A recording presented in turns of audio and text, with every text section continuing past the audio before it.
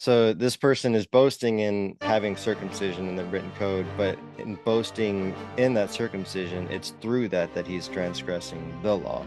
And that's important.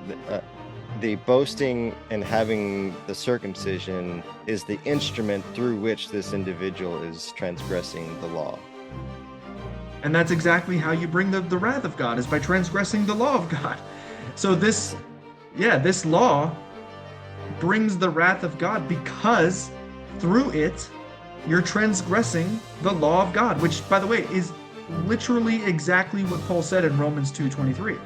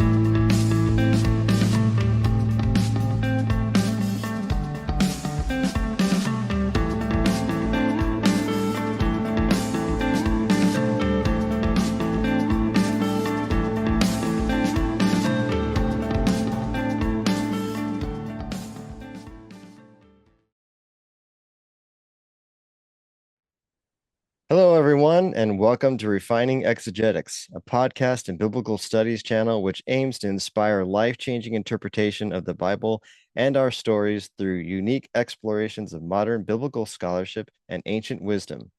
I'm your host, Jared Kasperi. This will be episode 2 of the segment called Refining Exegetics. This segment of the channel is devoted to comparing good scholarship to bad scholarship so that we can be thoroughly equipped to recognize both and seek to emulate good scholarship in our own exegetical studies. So for this episode, I'm joined by what I hope will be a regular co-host and guest on this podcast to because we're both on a shared journey to really understand the scriptures from a historical standpoint, weeding through all the theological messiness that we've inherited through centuries and centuries of theological thinking from various streams of thought and philosophies and theologies. And so welcoming on to my channel is my good friend Tre Brickley. Hello, and good evening to Hey, you. Jared. So excited. Yeah.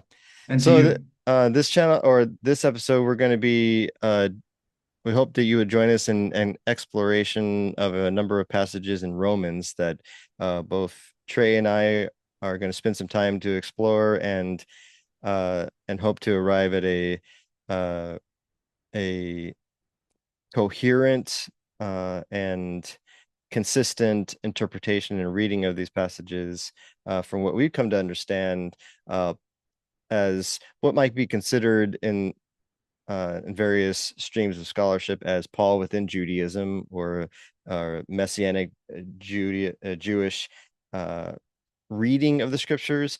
And this this trajectory of scholarship takes a vantage point of reading Paul in particular and the New Testament in general through a perspective of uh, what we've a lot of what we've gained from a lot of insight from over the past really 50, 60, 70 years of getting back to a clear picture of first century Judaism's and what our master Yeshua and his apostles uh, taught and where what they lived and breathed in their time, and so that it helps us to really approach the scriptures from a a clear picture and to weed out and get through some of the theological confusion that,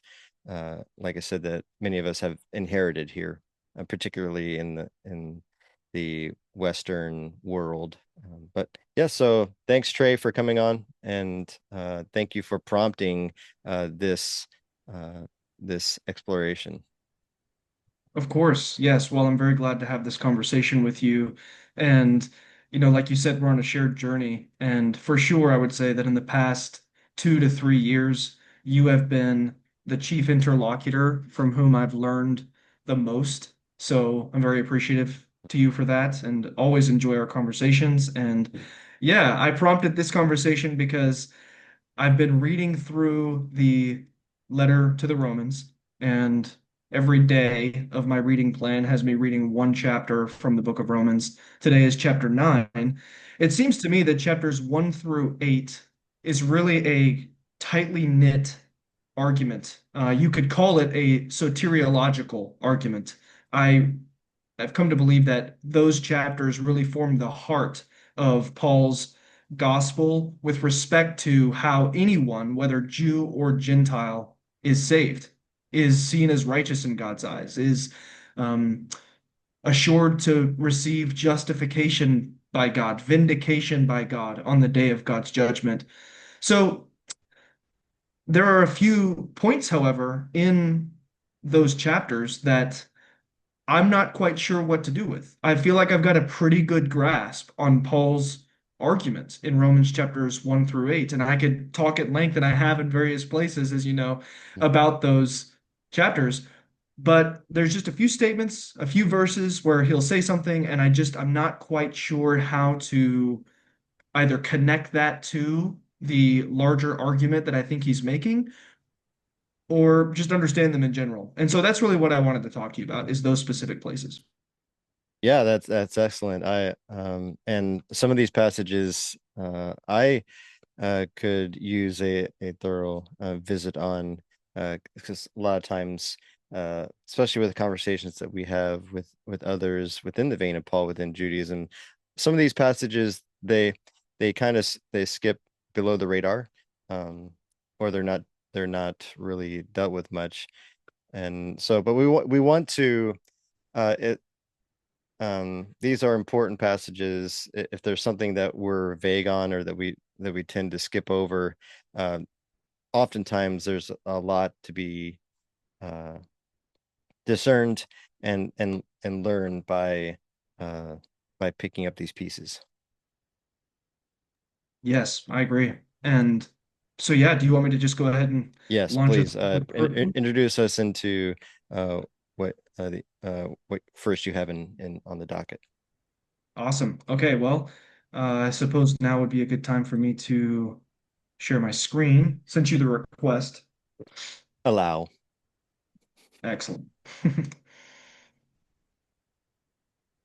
Okay, so got all this ready to go for my conversation with you. So the first place that I wanted to discuss is in Romans chapter 2, verse 12. Paul, in the middle of what I take to be an extremely important passage in Romans. In fact, if you ask me what the best summary of Paul's um, essential foundational gospel messages, I would immediately go to Romans chapter 2, verses 6 through 16. And so this verse comes right in the middle of that passage. Just to back up a little bit, in Romans chapter 2, verses 6 and following, he says, he will repay according to each one's deeds, to those who by patiently doing good seek for glory and honor and immortality. He will give eternal life. While for those who are self-seeking and who obey not the truth but injustice, there will be wrath and fury. There will be affliction and distress for everyone who does evil, both the Jew first and the Greek. But glory and honor and peace for everyone who does good, both the Jew first and the Greek, for God shows no partiality. Now, skipping verse 12 for a second, we'll get back to it. He then goes on to say something that, of course, you and I are very fond of. We bring this up all the time with interlocutors because we think it's important. He says, it is not the hearers of the law who are righteous in God's sight, but the doers of the law who will be justified. And then goes on to say that when Gentiles who do not possess the law by nature do what the law requires, These, though not having the law, are a law to themselves. They show that what the law requires is written on their hearts, as their own conscience also bears witness, and their conflicting thoughts will accuse or perhaps excuse them on the day when, according to my gospel, God, through Christ Jesus, judges the secret thoughts of all. Extremely pronomian passage. We use it all the time. And before I get into verse 12, I just want to point out something about verse 14, which we've discussed before, and is important to note that here when it says, when Gentiles who do not possess the law, and when it says, though not having the law, in both cases, there is no definite article there. It's just law. So it's more proper to read it when Gentiles who do not possess law by nature do what the law, because there is a definite article there, by nature do what the law requires. These, though not having law, no definite article, are a law to themselves. Now, that's important to note because when we go back to verse 12, we'll notice something interesting here as well. That when he says, all who have sinned apart from law, it just says, all who are, essentially, all who have sinned without law. There's no definite article saying, all who have sinned apart from the law will also perish apart from the law. It just says, all who have sinned without law will also perish without law. And all who have sinned under law will be judged in accordance with law. And so really the root of the question and the that I want to discuss with you is how can we fit verse 12 exactly into the logic of Paul's argument here? And again, to summarize, the way that I see his logic working is as follows. God will repay according to everyone's deeds, whether they're Jew or Gentile. If you obey the truth, you'll receive eternal life. If you don't obey the truth, you'll receive wrath and fury. That applies to whether you're a Jew or a Gentile because God does not show partiality. And that's why in verse 13 he says, look, it's not just the hearers of the law who are righteous in God's sight, but those who are the doers of the law, because that's what it means to obey the truth. So if you obey the truth, you're a doer of the law and you will be justified.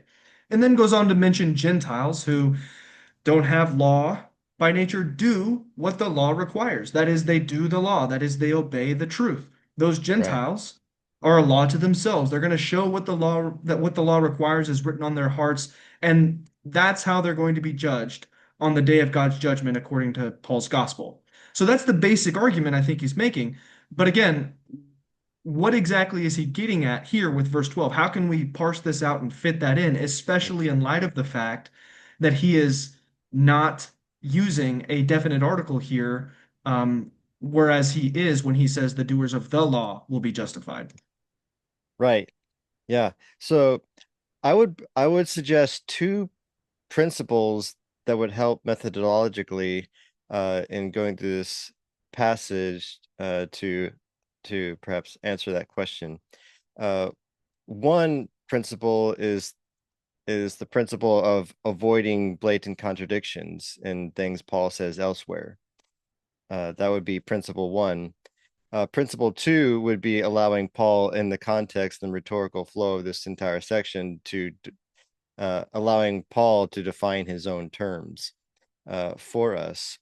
There, and I say this for two reasons. One, there's a number of people who will listen to this and we've had conversations with who they're not necessarily on board with this grammatical distinction Paul makes with anaphoric or with anarthrous versus arthrous uses of nomos law and that there may be arguments uh, that could be fronted to the effect that that isn't actually an indication of a technical uh, distinction that Paul is making.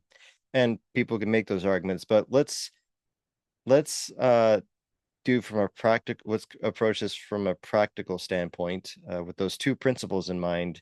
If we don't make the distinction, or we don't read that there's some sort of distinction Paul is making here between two different nomos, we one will run into contradictions in Paul and things Paul says elsewhere, and two will ignore how Paul defines his own terms in this chapter.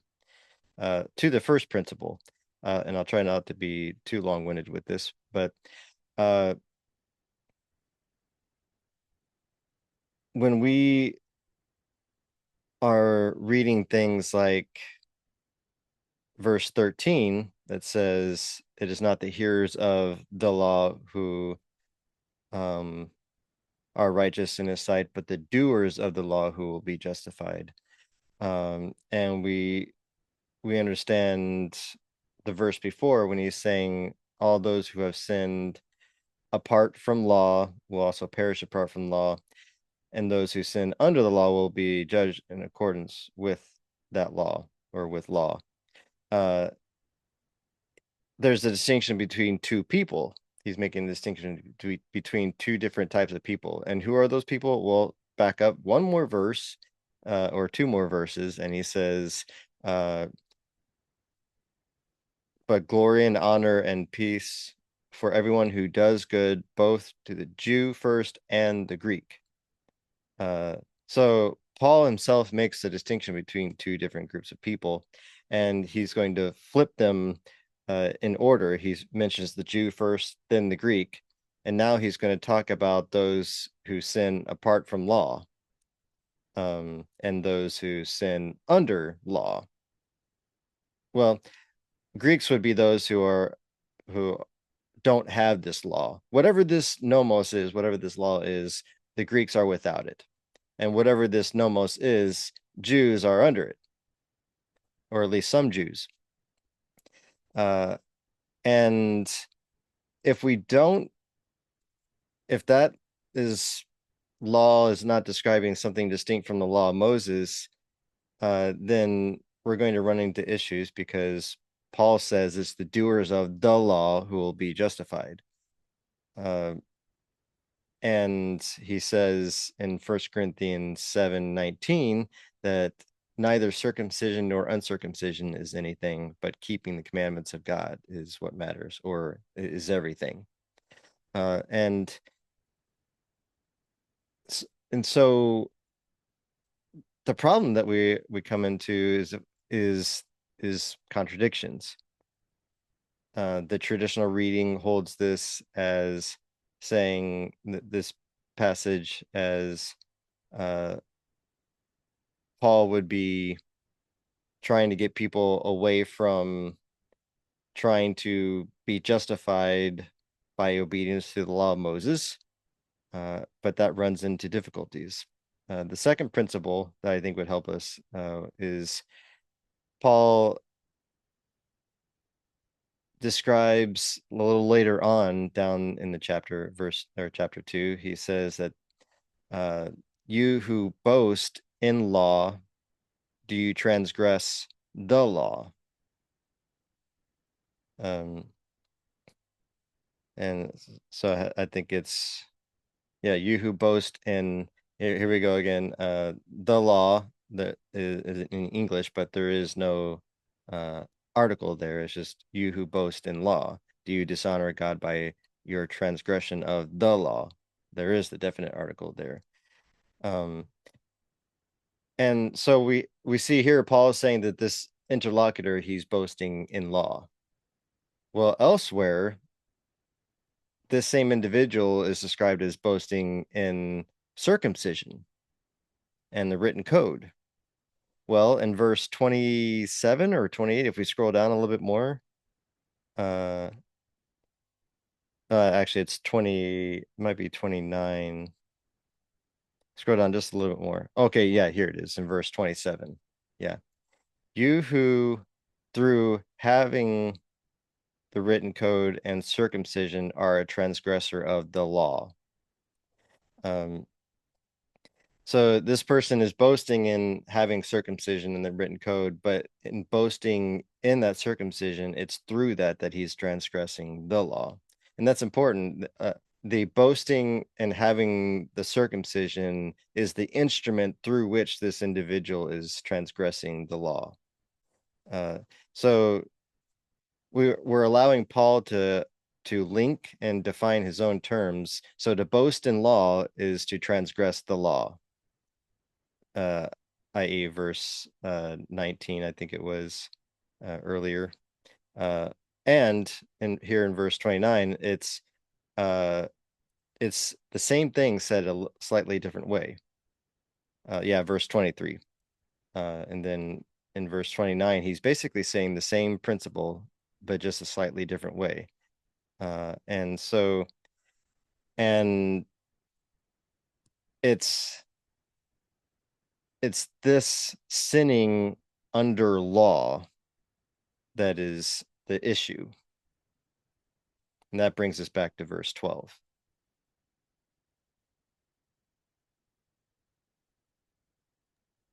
Yeah, that's So, very good. so yeah, go ahead if you want to follow that up. Yeah, just to supplement your point earlier about contradictions that follow if we don't suppose this distinction that we've hinted at here. If we take Paul to be saying that the Gentiles in question are without the law of God, when he says here in verse 12, apart from the law, and also in verse 13 when it says, who do not possess the law. If we take him to be supposing that means that they do not have knowledge of and do not obey the law of Moses, that is the law of God delivered through Moses, then it just leads to the contradiction of not making sense of how it is that they therefore, as he says, do what the law requires. Uh-huh. And in verse 5, let's see, verse 14, do what the law requires, and they're a doer of the law in verse 13. And in verse 26, they keep the requirements of the law.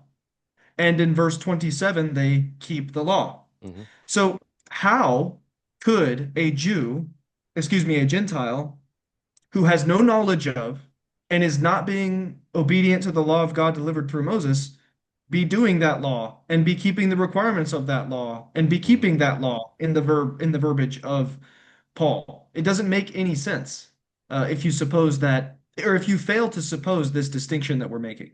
All right, so with that in mind, that it would cause contradictions to not suppose this distinction, let's see if having that distinction in mind, we can make better sense of verse 12 and verse 13. So he says, all who have sinned without law will perish without law, and all who have sinned under law will be judged in accordance with law. For it is not the hearers of the law who are righteous in God's sight, but the doers of the law who will be justified. So, with that in mind, that dichotomy we mentioned a moment ago in mind, there's a law over here that is bound up with circumcision and the written code, like we discussed later in Romans 2. And then there's the law of God, the truth that one needs to obey. How can we make sense of this? Well, just off the top of my head, just riffing here, all who have sinned without this other law, the law bound up with circumcision and the written code, they will perish without that law.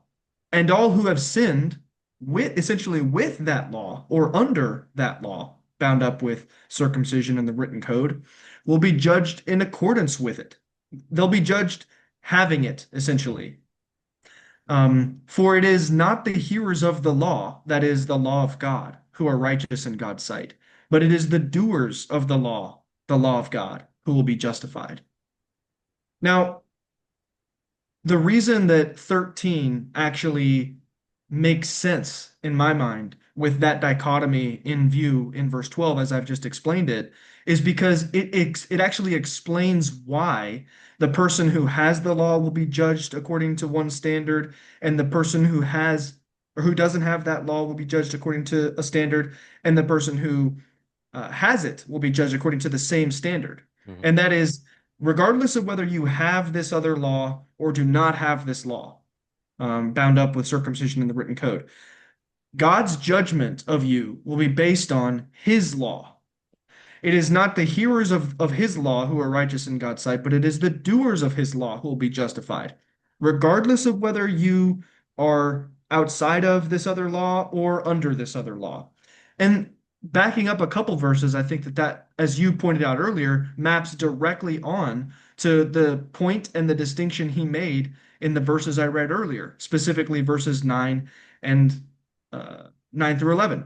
There will be affliction and distress for everyone who does evil, that is sin, both the Jew first Mhm. and the Greek. We could insert here both those under law and those without law.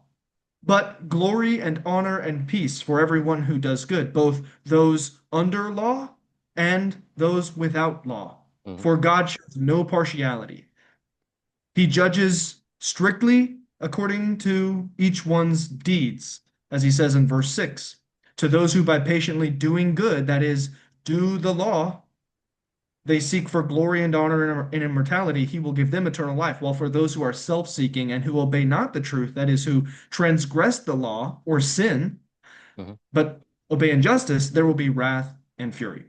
So that makes sense to me of fitting this verse into how that flow of thought goes. What do you think? Right. Yes. Yeah, I agree.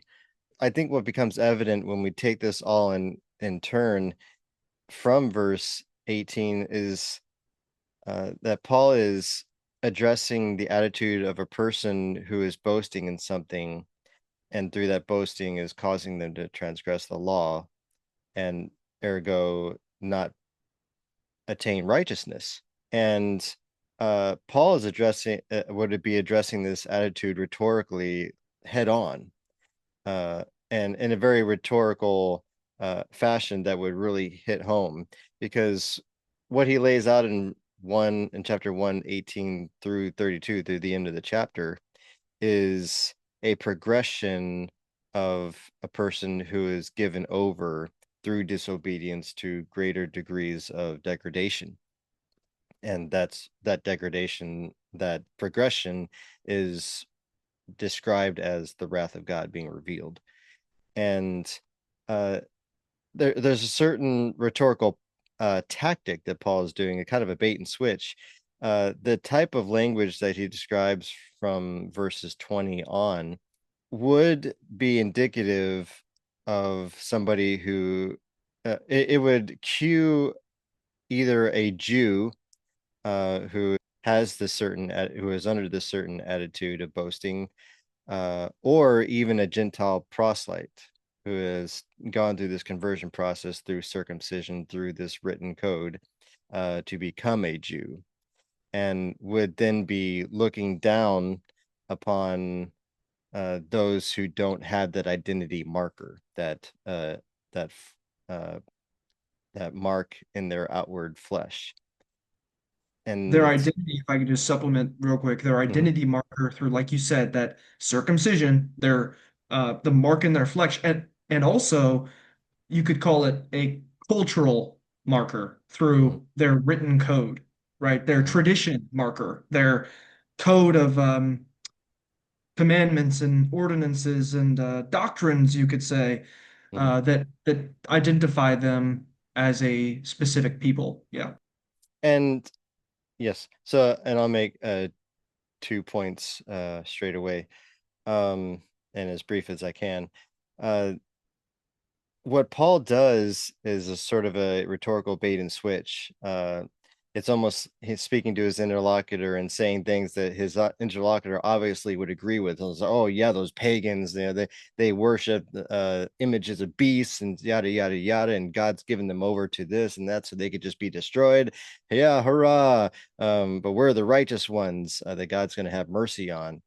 Uh, all the while the structure of verses 20 through 32 in chapter 1 follows a the same progression of a number of different places in the Psalms, particularly Psalm 105, 106, around there. And in fact, when you read those Psalms, it follows the same structure of three times where God gives Israel over to disobedience because of their rebellion. And so Paul is very sneakily drawing in again either a Jew or a Gentile proselyte who is calling himself a Jew because of this circumcision regulation that he's gone through, uh, drawing them in. It's like, yeah, yeah, those pagans, and then he's going to switch to turn the tables right on. And it's like, you, oh man, you're the one who's transgressing and in rebellion, and do you not know that God's kindness, his patience, would lead you to repentance? But you are stiff-necked and you're storing yourself up wrath. um, you who boast in law, are you robbing? Are you stealing? Are you yada yada yada? I'm just kind of paraphrasing, but this is sort Yeah. of the rhetorical milieu that Paul is operating in. He's really hitting this boastful attitude head on, Right. to with the clincher being at the end of the chapter. It's like the Gentiles who are keeping the law of Moses, the righteous requirements, the things that you think you have, you don't have. This Right. person who's not circumcised, their uncircumcision will be regarded as circumcision, and that one will stand to condemn you who through circumcision and this written code and this boasting in law are a transgressor of the law. So it's like it all comes to a head. It's like bam. Right. Yes. And I love that you highlighted there how Paul is both quoting from the Psalms about godlessness, right? Mhm, Remember, uh, Romans 1:18, for the wrath of God is revealed from heaven against all ungodliness and injustice mhm, of those who by their injustice suppress the truth. mhm, Well, when you read the Tanakh, the so-called Old Testament, the Hebrew Bible, from beginning to end, especially in the Psalms, you realize that what defines godliness, what defines justice, what defines the truth is, in fact, the law of God. God's law as delivered through Moses, the law of Moses. So when he says here, the wrath of God is revealed from heaven against all ungodliness and injustice of those who by their injustice suppress the truth, he means against all disobedience to the law of God as delivered through Moses. mhm, And that becomes evident when you read these Psalms that you mentioned, and he progressively goes and he's referring to these specific Psalms that um, condemn both Gentiles and also Israelites for their disobedience to the law of God. Um, when he gets into chapter 2 and he says, you, whether that's Jew or whether that's, I should say, Israelites or non-Israelite proselyte convert to Judaism, you are without excuse because in your judging of others, you're condemning yourself because you do the very same things. That is, you're condemning the nations and other people according to God's law for being disobedient to his law. But if you yourself are being disobedient to his law, you're judged just as much as them. Because verse 2, we know that God's judgment on those who do such things is in accordance with the truth. It doesn't mhm, matter in the Torah, in the law of Moses, whether you're Jew or Gentile, if you break God's law, God's condemnation is upon you, and his judgment is in accordance with the truth because his law is the truth. And so yeah, like you said, the rhetorical point is quite clear that the one he's arguing against, who relies on this law and boasts in this law that we've been discussing in verse 12, verse 17, verse 23, and following, he's quite obviously telling them, you are disobeying God's law. That is the law of God that was delivered through Moses. That is, in fact, the basis of his rhetoric. His mhm, rhetoric here doesn't make sense if he isn't charging them with disobeying the law of God itself, which is just another, what I would call a logical argument mhm. for the dichotomy that we're supposing here. Yes, and there is one more pertinent question, exegetical question we would need to ask before moving forward, so that and then we could sum up some of what we talked about here. Is what, and that is circumcision here, that term that's Paul is using here, is that in reference to the covenant of circumcision given in the law of Moses? Or is it a reference to something else? It might be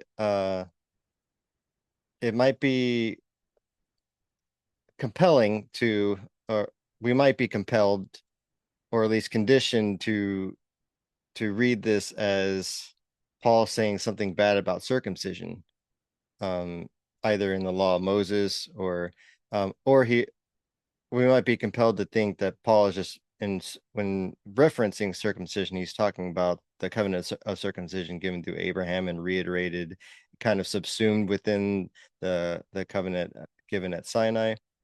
Um, but is that the case? And would you like Yeah, to sure. I take mean, it? I can give my thoughts on that. I personally, the way that I read verses 25 through 29, it doesn't strike me as him saying that him referring to something other than the circumcision required of Israelites in the law of Moses. Now, I know that we've discussed this before, and you and I would love to hear anew your reasons, specific reasons for thinking that it's uh, some essentially lawless circumcision. And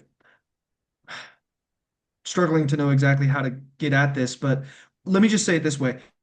It seems to me in verse 25 when he says, circumcision indeed is of value if you obey the law, but if you are a transgressor of the law, your circumcision has become uncircumcision. It seems to me that he's saying, look, yes, if you're circumcised and you are obedient to the law, then that circumcision has value.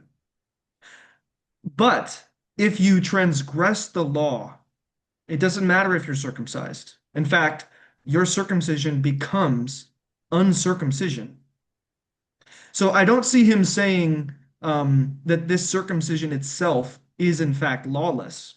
What I see him saying is if you are lawless, your circumcision doesn't matter. Yeah. And, Oh, go ahead. and then when he goes on and he says, in verse 28 and 29, he says, look, a person is not a Jew who is, and I would suggest we need to keep in mind a principle I've discussed elsewhere, the so-called only also principle, and read it this way. A person is not a Jew who is only one outwardly, nor is circumcision only something external and physical. Rather, a person is a Jew who is also one inwardly, and circumcision is also a matter of the heart by the Spirit, not the written code. So he's saying here, look, your circumcision of the flesh, your outward, physical, external circumcision of your flesh, that is not sufficient to make you a Jew. Mhm. You also need inward, spiritual circumcision of the heart. So again, the logic just doesn't seem to me to suggest him denigrating the circumcision at issue. His logic seems to suggest the opposite. It's lawful if you are also lawful. Right. So that's my basic take.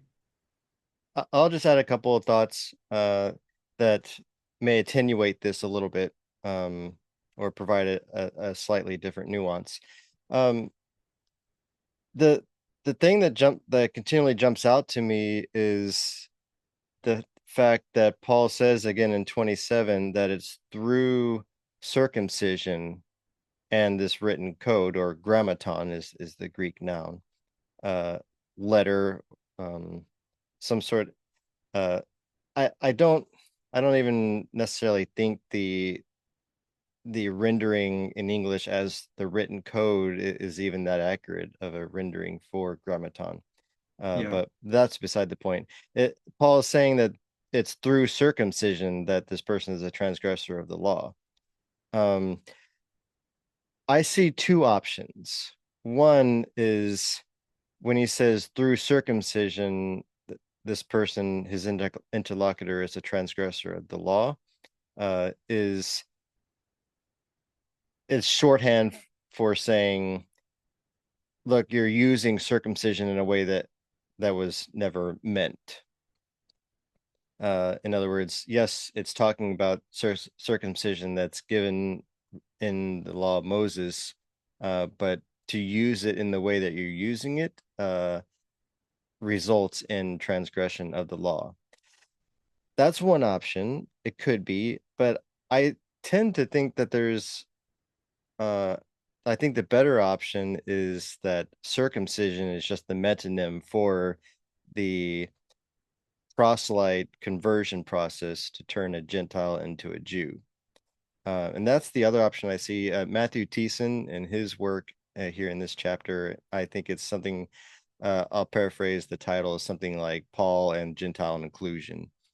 Um, he takes this grammaton and this term circumcision here as a metonym for uh, proselyte conversion, and he takes this as most likely this interlocutor is a Gentile who has taken upon himself to go through that process and therefore is calling himself a Jew, and thinks that because he got this mark in his flesh, this outward external circumcision, that makes him a Jew. Ergo, Paul says it's not only outward circumcision uh, that makes a Jew, but it's also inward, the circumcision of the heart, uh, which leads to obedience to the law of Moses. Uh, and so because of that, verse 27 is through circumcision that he's a transgressor of the law. And he goes on to uh where is it? There's another passage that was in my head just a minute ago. Um, it's escaping me right now. Maybe it'll come back. But those are the two options that I see, and I lean towards the second of those. That circumcision is that that through this whole chapter he's talking of something that's actually different from the covenant of circumcision given to Abraham and through Moses. This is something entirely different that's a man-made tradition that he calls law elsewhere. Yeah, and I can definitely see that, especially when you cash it out in those terms of the association with this man-made tradition that he calls law. I guess a couple points I would make in response, just from an Mhm. exegetical perspective, is that um, while I think you rightly note that it says who through, and I do just want to, because I'm sure someone who watches this, if they're persnickety and pedantic, will fact check and say it actually says though, because in this translation it does say though. So unfortunately, this translation doesn't say what you're suggesting it should say, which Mhm. is through. I do think that you're right. I think that it should be understood to say who through the written code and circumcision are a transgressor of the law. I would just note it doesn't only say circumcision, right? And I know that you're highlighting that, but it says through circumcision and the grammaton or grammatos and the written code. So it's this combination of Mhm. things. This it's this tradition according to which, of course, this individual interlocutor was circumcised and had their circumcision. It's through that that they are transgressing the law. I guess my question for you on your reading to suggest that this is necessarily some unlawful, when I say unlawful, I mean not according to the law of God practice that he has in view. How then would you understand him when he says circumcision is indeed of value if you obey the law? Um, my question to you would be, if he has in view some essentially non-lawful Mhm. thing, um, why would he say it has value? And why would he include it when he lists out the conditions for being a Jew? I would say that Paul is using something similar to the rabbinic argumentation of Kal Vachomer, which is argument taking something that's true of one thing that's greater, and if it's true in that case, it must be true in this lesser case as well.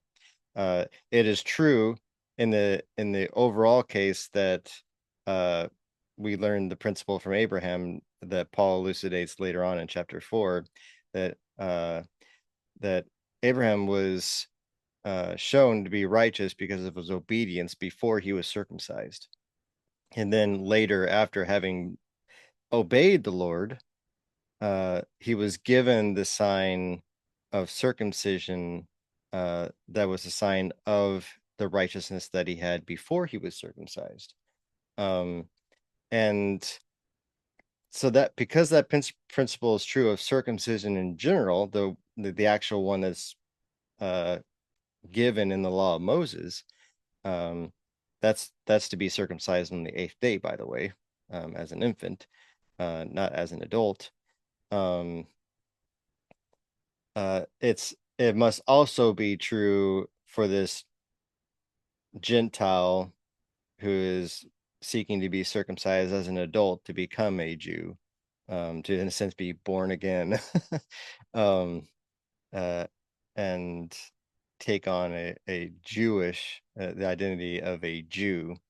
Uh, if the principle of obedience that makes the circumcision have value in regards to the law of Moses, it's also the case that for this Gentile who is doing this circumcision according to a written code, um, that that would only have value too, if you obey the law. Yeah. Yeah, and I see what you're saying. And I would just note that this verbiage here of circumcision having value is picked up on right in chapter 3, Mhm, where he says, what advantage has the Jew? Or what is the value of circumcision? So that would just be another point I would make in terms of the mhm. association of the um, circumcision at issue with the identity of Israel as defined in, or yeah, as defined in the Torah.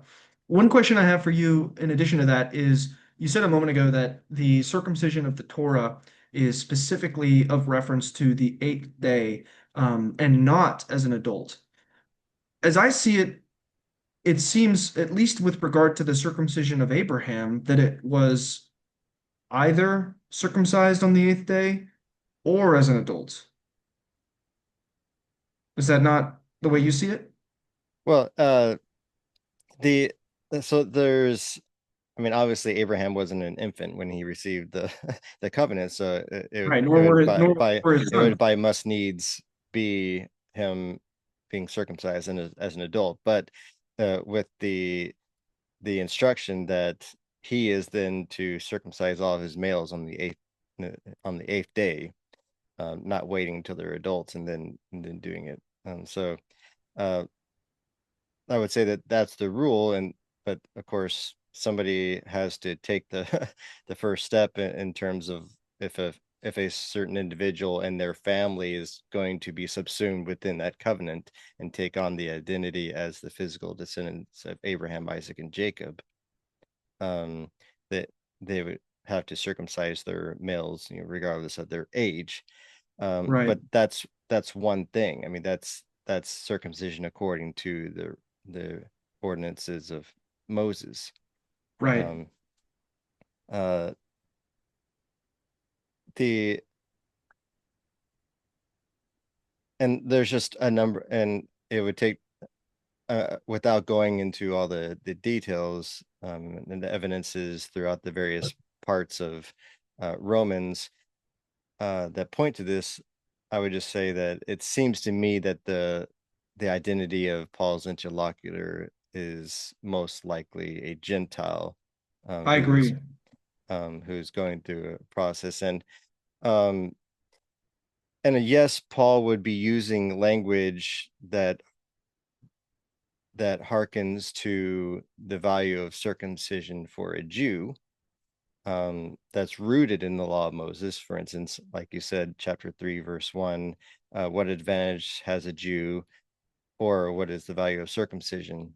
which is really a parallelism. I mean, being a Jew and having circumcision in that sense is just the same thing, much in Yeah, every Paul way. even And why is that? Because it's the Jews to whom God entrusted his very oracles. Um, so, but again, it's possible. Uh, I think that he would be using that principle again to indict a Gentile who's gone through the process of proselyte conversion, and thinks, uh, because he lacks knowledge, he might be zealous, but it's a zeal without knowledge because he's actually not knowing God and he's not obeying the commandments, which makes the circumcision that he has useless, just like a Jew who is circumcised and yet is not keeping the law. Uh, it would be useless. Yes. Thank you for saying that because that's another point that I think is really important with regards to the both the logic of the Torah itself, the Bible as a whole, and Paul here, which is that look, if you disobey, you transgress the law, your circumcision becomes uncircumcision, right? He says that right Hmm. here. Your circumcision has become uncircumcision if you are a transgressor of the law. And I think what he's doing here, and I don't think you and I have ever talked about this before, so if you disagree, go ahead and let me know. I think he's riffing on the theme in the Torah of you shall be cut off from among your people. Hmm. I think that's precisely what he's drawing this from. There's various places in the Torah where it says, if you transgress these commandments, you will be cut off from among your people. You will no longer be reckoned among this people here. Hmm. Um, in one way or another. And so I think that's exactly what he's saying when he says your circumcision has become uncircumcision if you are a transgressor of the law. Um, and that's why he then goes on to say that, look, a person is not a Jew who is only one outwardly, nor is circumcision only external and physical. Like your physical fleshly circumcision is not sufficient for you to be counted as a Jew, as among your people. Hmm. Um, Rather, the person who is a Jew is one who is one inwardly also, and circumcision is also a matter of the heart by the Spirit, not the written code. So yeah, that's important. That seems important to me. And then I'll just note as well one more thing. You touched on this issue of the knowledge of God, knowing God. It's related here to this terminology of circumcision of the heart by the Spirit, because look, up in look, 15, he says, they show that what the law requires is written on their hearts. Who is this that shows this? Of course, it's the Gentiles who do what Hmm. the law requires. Note, those who do what the law requires show that what the law requires is written on their hearts. And of course, um, this is Paul riffing on the new covenant prophecies. And I'm just going to show that real quick. Jeremiah 31:31 and following, where Jeremiah, by the word of the Lord, prophesies about the new covenant. He says in verse 33, this is the covenant that I will make with them. I will put my law within them, and I will write it on their hearts, and I will be their God, and they shall be my people. No longer shall they teach one another and say to one another, know the Lord, for they shall all know me, from the least of them to the greatest, says the Lord. So we see this close connection between the concept of the knowledge of the Lord, knowing the Lord, having the law written on their hearts, and of course, as Paul said, the evidence of that, what shows that the law is written on your heart, what shows that your heart has been circumcised, what shows that you know the Lord, is when you do what the law requires. As he said in Ezekiel chapter 36, verse 26, a new heart I will give you, a new spirit I will put within you. I will remove from your body the heart of stone, give you a heart of flesh. I will put my spirit within you and make you follow my statutes and be careful to observe my ordinances. So I just don't know how much clearer it could be in that sense that knowing God, obeying the truth, having a circumcised heart by the Spirit means you do the law, you obey it, Hmm. you obey the law, the statutes and and the ordinances and of the you law. and you can't help but go to fast forward to Romans 8, where Paul picks it up and says the very same language. Uh, the Right, that the righteous requirements of the law might be fulfilled in us who what walk by the Spirit. right. So I mean, Paul he's thoroughly in Ezekiel 36 and Jeremiah 31 at this point. I mean, not to say nothing of Deuteronomy chapter 4, 6, 8, Right. 30. I mean, it's, And if there's any question in anyone's mind about what it means to walk according to the Spirit, he makes it explicit in verses 7 through 9. It's again, he says, look, the person whose mind is set on the flesh is hostile or opposed to God. It does not submit to God's law. Indeed, it cannot. And those who are in the flesh cannot please God. But then he turns around and he says, but you are not in the flesh. mhm, You are in the spirit since the spirit of God dwells in you. Well, what does that mean? That means you, the ones he's talking to, they do submit to God's law mhm, because they can, because the spirit is at work in their hearts, like the prophecy, writing the law of God on their hearts, making them to be careful to observe the commandments. I mean, it's just like I don't, again, this is a phrase I'm running into more and more these days, but it's like, how much clearer could Paul have been on that point? I don't mhm. understand how it could have been any clearer. Yeah. Well, so, I mean, we've spent a lot of time on Romans 2, and this has all been excellent. Did you have Mhm. any other thoughts before we moved on to Romans 3? No, I don't think so. Okay. Yeah, so that was I think, sufficient treatment of Romans 2, and I think it gave me good clarity on how to plug 12 into the logic, or to more properly speak, to understand how verse 12 fits into the logic of Romans chapter 2. The next thing that I wanted to discuss was Romans chapter 3, verse 31, Mhm, especially with this question of the dichotomy between the law of God and this other law in mind. And speaking of that dichotomy, I just want to point out that right here in verse 27, before we get into the following mm, yeah. issue, I think he actually makes explicit the dichotomy that we are saying he's making both explicitly and implicitly in Romans chapter 2. And here's what he says. Then what becomes of boasting? Remember the concept in the past while that we've been talking of the one who calls himself a Jew, boasting in that law of theirs. He Mhm, says, what becomes of boasting? Boasting is excluded. Through what kind of law? Notice that question implies there are multiple kinds of law, okay? And he says, what kind of law? That of works? No, rather through the law of faith. Now, this is important because just a few verses prior, he said, and this translation is terrible, but no human will be justified before him by deeds prescribed by the law, or through law comes the knowledge of sin. When I say this translation is terrible, I say that because look at the LSV. What it shows is that that is the literal standard version. What it shows is what the text actually says. What it says is, for this reason, by works of law, no flesh will be declared righteous before him. So it literally says, no human will be justified before him by works of law. Notice those connected terms, law, works, works of law. And then in verse 27, as I just read, he says, what through what kind of law is boasting excluded? Through a law of works? No, rather through the law of faith.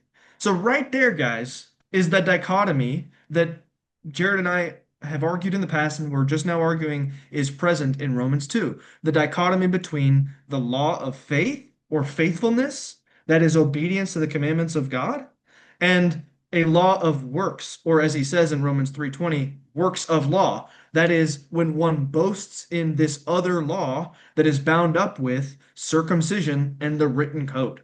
mhm. So there it is, explicitly right there in verse 27. Do you have any comments about that before we go to 31? Yeah, sure. Just uh with the with the comment on works of law, uh, we need to. I firmly believe we as Christians, just Christians in general, need to stop using the phrase "works of the law." Mm-hmm. Certainly not the what what version, Yeah, or the New Revised Standard Version, works prescribed by the law. right, Like, yeah, that we just need to stop using that language and that gloss, because it's just that the phrase "the works of the law" doesn't exist in the Bible. It's right. not in the Bible, folks. So we just need to stop using that phrase. We're, Paul, again, his language is precise. He's like, through what kind of law is boasting excluded? Through a Hmm. law of works, which again is synonymous with relying on works of law. So you Right. have a law of works and you have works of law. It's like these are just technical ways of saying the same thing, describing a law, Hmm. uh, a principle that, if followed, leads to unfaithfulness, leads to disobedience, leads to not being justified. Ergo, the next verse, 28, for we hold that a person is justified by faithfulness apart from works of law.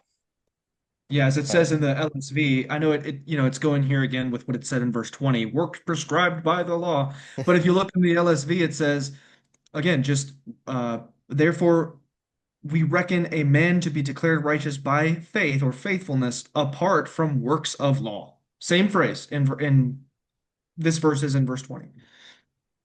yeah, and when we see that phrase apart from works of law, again, going on the principle that I described back in chapter 2 of letting Paul define his own terms, backtrack to verse 21 of the same chapter.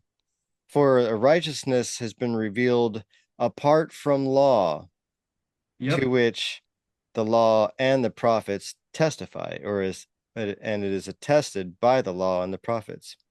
So we have Paul saying in two different verses, apart from works of law, that one is justified by faithfulness, and righteousness of God has been revealed apart from law, to which the law and the prophets testify. So here we have both the principles I mentioned operating at one time. One is, if we take apart from law to be referring to righteousness is apart from the law of Moses, then we have a direct contradiction in the same sentence, because Paul is saying that righteousness is apart from the law of Moses, but also the law of Moses has it. It's like that's a contradictory statement. Paul is speaking out of both sides of his mouth. Um, Right. Now, I know some would suggest, and you can see it kind of in this language that's used here in this translation, where it's like it's attested by the law and the prophets. It's like the law of Moses and the prophets tell us about this righteousness that is apart from the commandments that were prescribed in the law of hmm, pro in the prophets. Now, there's so many problems with that way of um, thinking of things, not the least of which is the words of our Messiah himself, where he said, do not think that I have come to abolish the law and the prophets, but I did not. I came to fulfill them, and therefore you need to be obedient to all the commandments of the law and the prophets.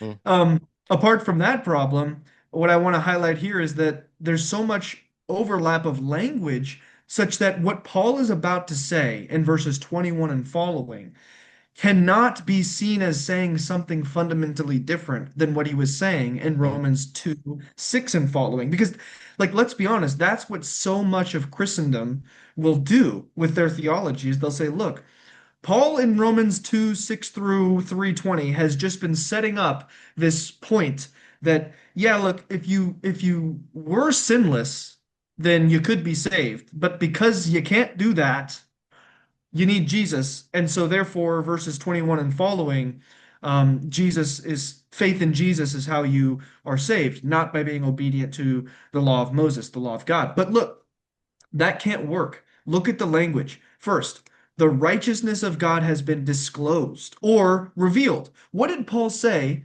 in Romans chapter 1, verse 16 and following? He said, I'm not ashamed of the gospel. It is God's saving power for everyone who believes, for the Jew first and also for the Greek. For in it the righteousness of God is revealed. Notice that connection there, the righteousness of God being revealed. Mhm. How does he say that it's revealed here in verse 17? He says, through faith for faith, or some translations say, from faith to faith. And then he gives us a quotation from the prophets to tell us exactly what he means. The one who is righteous will live by faith. Well, he's quoting Habakkuk 2:4, Mhm. where it says, "The righteous live by their faithfulness." Notice that difference of translation, faithfulness versus faith. Well, that helps us to get closer to what is meant by both Paul and everyone else when they talk about the word faith, because here in Habakkuk, the righteous living by faithfulness means explicitly that they live by obedience to the commandments of God's law. How do I know that? Because in Habakkuk 1, he is bemoaning disobedience to the law. Notice what he says in verse 4: the law becomes slack, justice never prevails, the wicked surround the righteous. Therefore, judgment comes forth perverted, right? The wickedness in Habakkuk is injustice Mhm. and disobeying the law. So when he goes on and he says Habakkuk 2:4 again, the righteous live by their faithfulness, he means the righteous live by obedience to the commandments of the law. And that's exactly what we've just been discussing.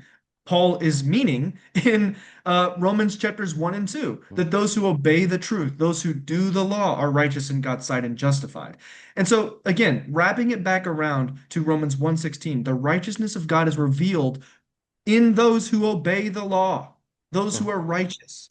And so then going to uh, chapter 3 again in verse 21, when he says that apart from law, the righteousness of God has been revealed, we're just back to the same uh, contradiction conundrum. If he's saying apart from being obedient to the law, the righteousness of God has been revealed, then everything that he's been saying in Romans chapter 1 and 2 doesn't make any sense anymore. Because Mhm. the basis of his argumentation this whole time has been the distinction between being obedient to the law, obeying the truth, and not being obedient to the law, disobeying the truth.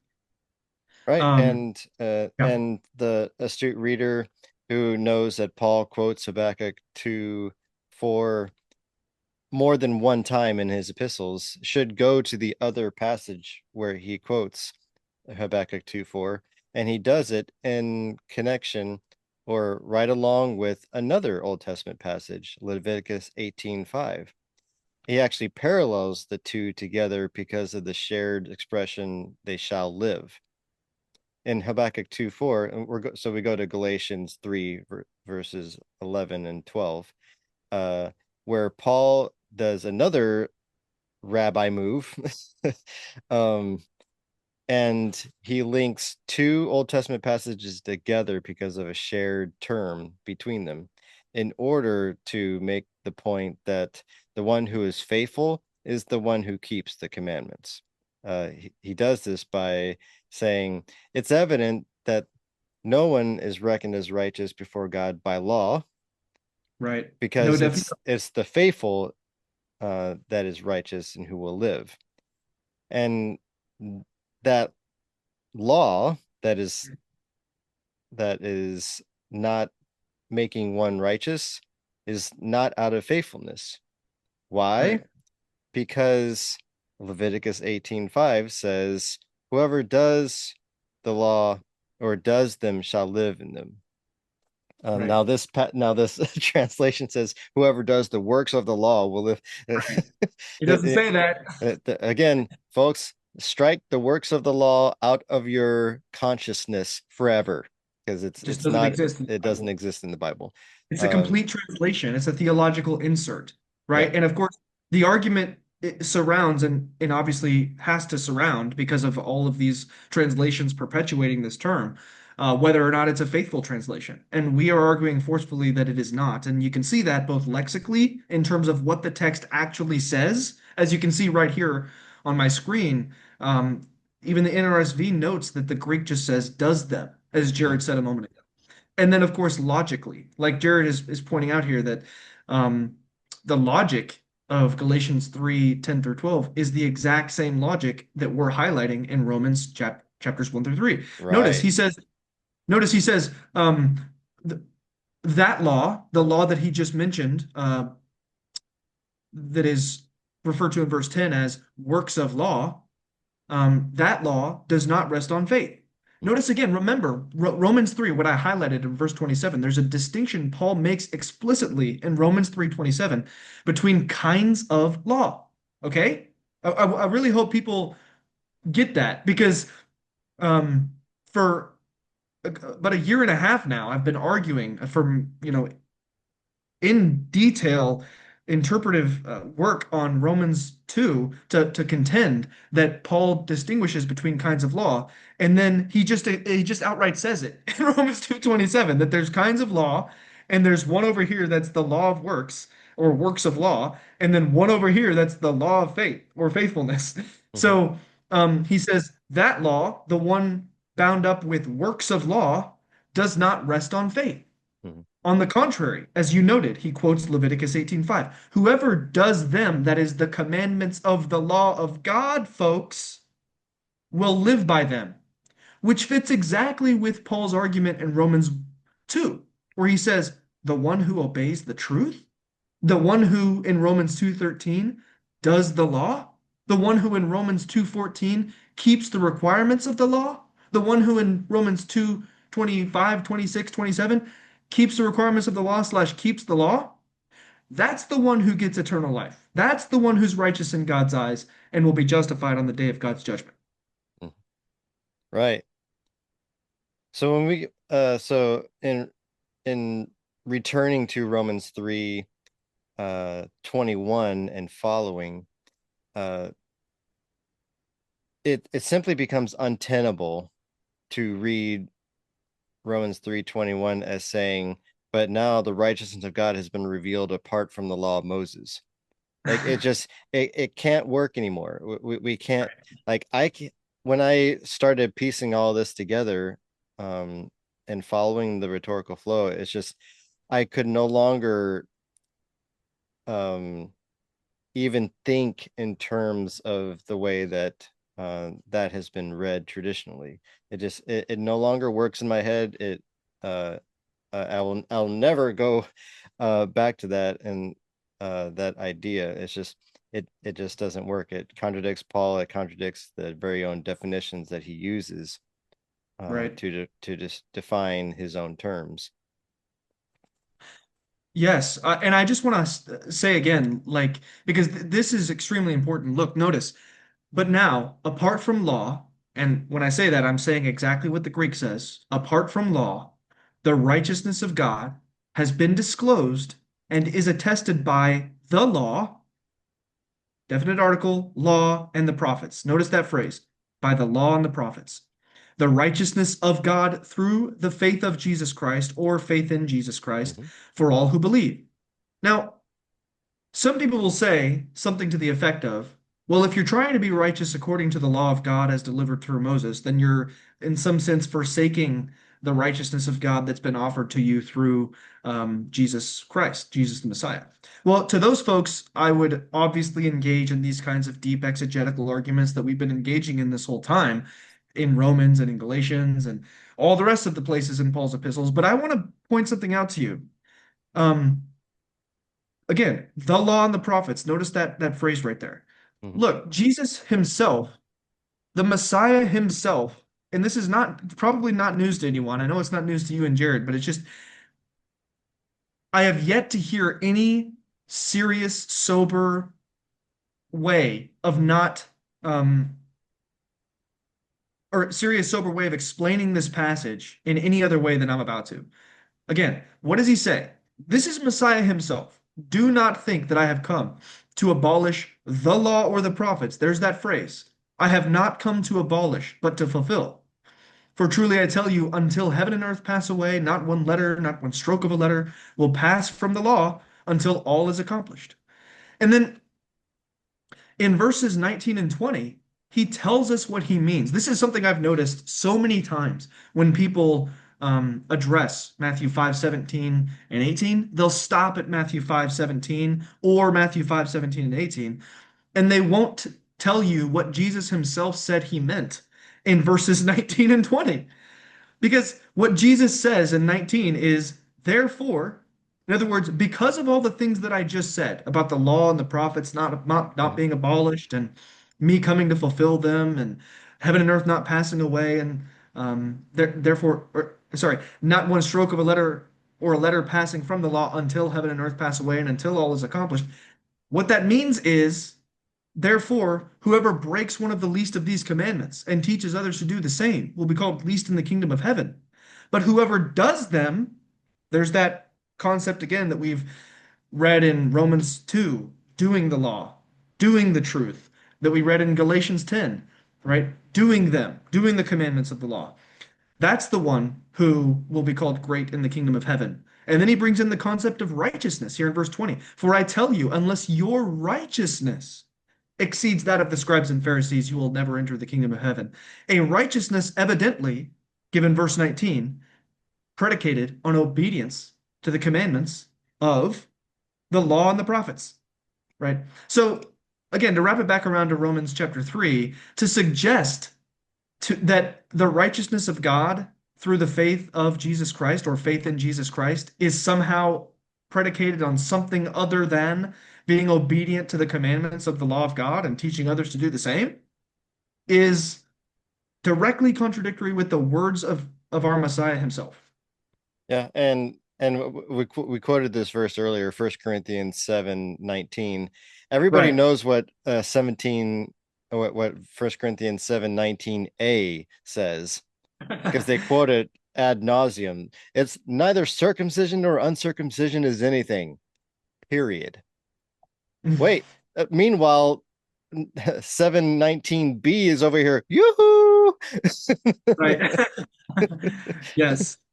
Keeping the commandments of God is what matters.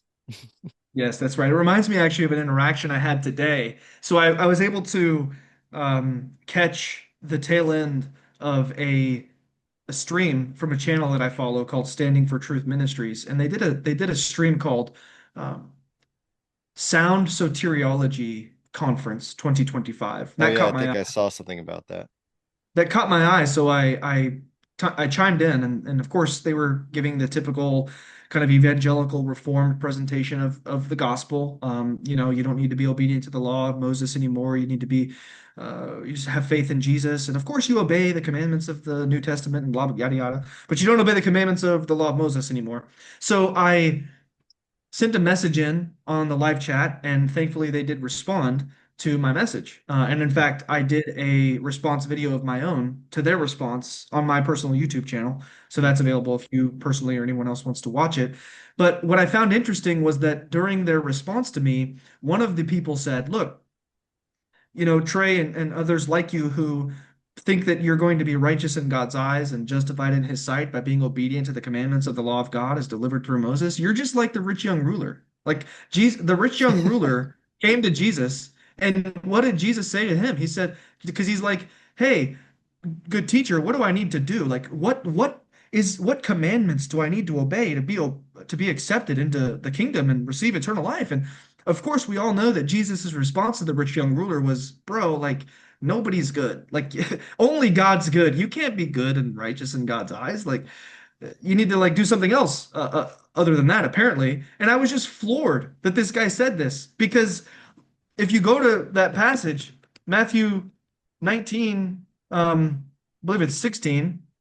Yeah, it's the same exact thing you just noted about 1 Corinthians 7. They read Matthew 19:17a and completely ignore Matthew 19:17b Mm. because Matthew 19:16 through 17 says, Then someone came to him and said, Teacher, what good deed must I do to have eternal life? And he said to him, Why do you ask me about what is good? There is no one who is good. If you wish to enter life, keep the commandments. I just was like, wow. Yeah. Oh Yeah, yeah, he said, "What works of the law must I do?" yeah. This would be a good candidate for my what the Bible should say Yeah. series on my personal Facebook page, right? What the Bible should say. Someone came to him and said, Teacher, you know, what good deed from the law of Moses must I do so that I can have eternal life? And Jesus said to him, Why in the world are you asking about being obedient to the law of Moses? Nobody can be obedient to the law of Moses, dude. If you want to enter life, just have faith in me. Yeah. That's what it should say, but it doesn't say that. Yeah, and And just going back to Matthew 5, 17 through 20 for a moment, yeah, a lot of ado is made of the the word fulfill there, and how right. it is a word that's used a number of other times throughout Matthew. And in many of those instances, it has to do with fulfilling things that are written uh, prophecy wise. And then that is then taken to mean in Matthew 5:17 that it's also Jesus, like uh fulfilling, in other words, something was written in the past and prophesied, and Jesus came to bring that to pass. And we all know, apparently it's intuitive, that if a prophecy comes to pass, that means it ends. Like we close the book Right. on that. It's like, I don't think you know what that means, what you think it means. It's like that's not how we typically talk, even about prophecy. It's not like, oh, and we close the book because it came to pass, and throw it over there in the pile. Um, Yeah. but even beyond that, um, let's say, okay, you don't accept the what would be the better attested rendering of fulfill there as the idea of teaching, Hmm. filling to the full, making clear, things of that nature, and making something complete, filling it. Uh, if even if you don't accept that rendering, which is a a a possible meaning, that it has that use, uh, it's still, we have the rest of Matthew 5 Exactly. into 6 into 7, where Yeshua proceeds to teach the masses how to keep the commandments, um, which Right. is which is him doing exactly what he says. The one Yes. who Yes. teaches, who does the commandments and teaches others to obey them, will be called great in the kingdom of heaven. And then he goes on to Right. do just that. So it's like, again, And teach his disciples. we're not going on to read the rest of the text like we should. Right. Right. Yes. This phenomenon of reading portions of scripture verses or reading portions of passages, and acting, and then departing from the rest of the passage to then tell us what that one little portion we're highlighting means is just repeated ad nauseum with interlocutors that I engage with. I mean, just to do another quick plug, I did a review of a video from Dr. Frank Turek of Cross-Examined Ministries. Um, Mhm. he had a video on his channel about the relation between Christians and the law of Moses that caught my eye, so I did a full review of that. But I just found it utterly hilarious that he was asked a question about Matthew 5:17 through 20. He quotes Matthew 5:17 and then goes on for like 3 minutes making various theological claims and alluding to various verses throughout the scriptures, but never once quoting, citing, or even alluding to anything that was said in verses 18 through 20. Mhm. It's like, I'm sorry, that that is just a necessarily suspect way of telling anyone what a verse means. Mhm. If you are going to tell someone what Matthew 5:17 means and what Jesus meant by I came to fulfill the law and the prophets, you had better at least get to Matthew 18 through 20. Like if that never comes up, I mean, you should start with it, frankly. But if it never comes up, like I'm pretty sure you aren't correct in whatever that you're saying. Yeah, So, it's the same kind of the same apologetic move. And this is common among apologists, is read Matthew 5:17 and then go right out to Hebrews 8. Right. Like, Yes. and so you see the covenant and the law is made obsolete because it's growing old and it's about to pass away. It's like meanwhile the rest of Matthew 5 is like nothing to see here. I mean, Yeah, exactly. It's insane. It's literally theological insanity. It's nonsense. It doesn't make any sense. And there are good exegetical interpretive arguments to be had about all of those passages that people could point to, like, oh, Galatians 3:10. Of course, it's not by works of law. It's like, well, let's have a conversation about that. And we started alluding to that here earlier in our conversation. Even Hebrews 7, Hebrews 8, they don't scare me. Like there are things to be said about those passages that don't necessitate this particular theology that we're kind of reacting against here in the moment. But hey, look, should we get back to Romans 3 before we run out of yeah, time? sure. Mhm. Um, so look, the point I wanted to make with 27 through 28 is just that Paul is explicitly dichotomizing between two kinds of law. Okay, that is explicit. There's no argument to be had about that. The definitions of those laws that he raises, of course, we can argue about, and we've made, I think, a an extremely compelling case for how to understand those terms. But then he goes on to say, and we're going to get to verse 31, right? Is Mhm. God the God of the Jews only? Is he not the God of Gentiles also? Yes, of Gentiles also. Since God is one, he will justify the circumcised on the ground of faith and the uncircumcised through that same faith. And of course, as we've argued at length here, Romans chapter 1 through this verse here, that faith means obedience to the law. It means doing the law, obeying the truth, doing the truth, keeping the requirements of the law. How many times can he say it? That's what he means. You're going to be justified by doing the law on the ground of faith, and the uncircumcised through that same faith. Okay, so now here's the question. Here's the Mhm. verse and the question. Verse 31. So with all that in mind and understanding that by verse 30 his point is there's one God and that one God is going to justify the circumcised and the uncircumcised according to the same standard. That is faith. That is obeying the law.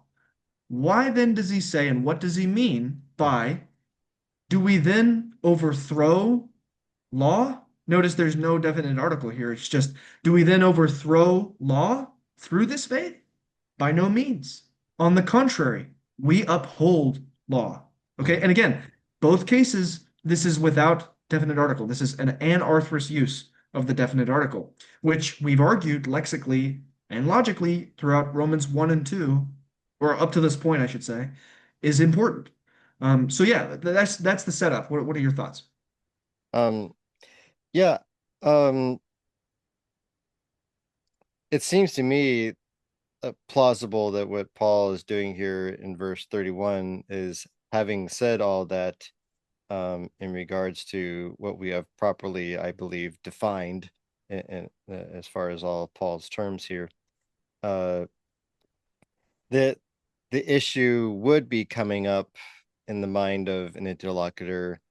Um, I mean, so does it is this whole thing that I went through, is it for nothing? Should I try to reverse this? I mean, it could be, and that might be a stretch, but it just seems like Paul is responding to what would possibly be entering his mind of the interlocutor is. So, I mean, are we just throwing out this whole thing of circumcision, um, whatever circumcision is here? And Paul is saying, by no means, no, we don't overthrow this law through faithfulness. Um, by no means. On the contrary, it's actually the opposite. Through faithfulness, we uphold, or it might even be rendered, we establish law. Paul does establish halakha, um, what might be considered law by him and his cohorts in the Pharisaic tradition, but he does so through faithfulness in accordance with the teachings of Messiah. So Paul does establish halakha as a Pharisee. And I think that's possibly what's going on here. What are your thoughts? That's interesting, and I like the fact that you're actually explicitly using the term halakha, because I mean, if we just take that in mind, let's read it again. Do we then overthrow halakha through this faith? Faith? No, by no means. On the contrary, we uphold or we establish halakha.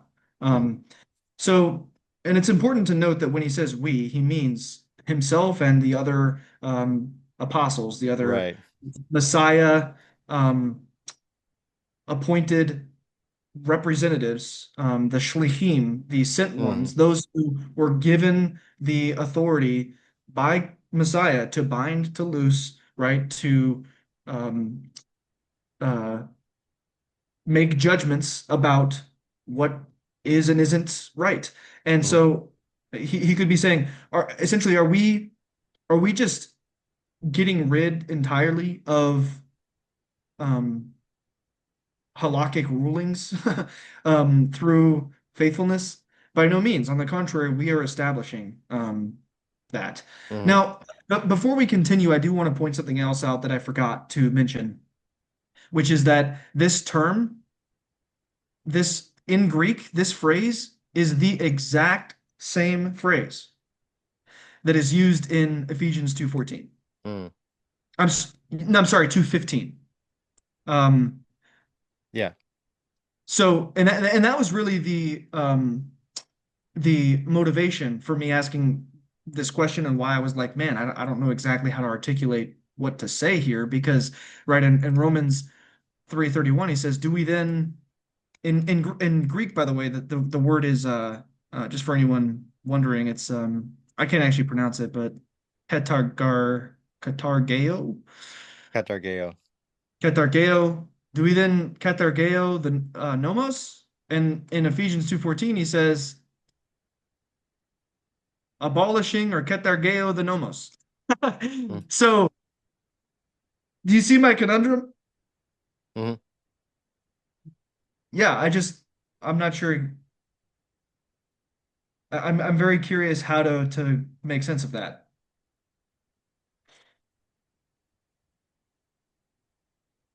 Given that it's specifically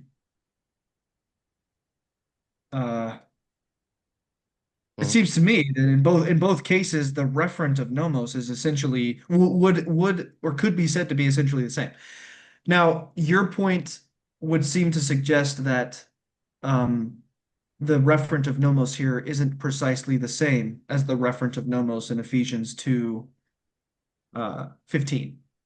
I would The, say that uh yes, and what I would say is that uh what Messiah abolished or overthrew was bad halakhic regulations that lead people to disobey the law. Whereas Paul, right. through faithfulness, and Paul, the other commissioned apostles, the Shlichim, they established through faithfulness right halakha that is established through faithfulness.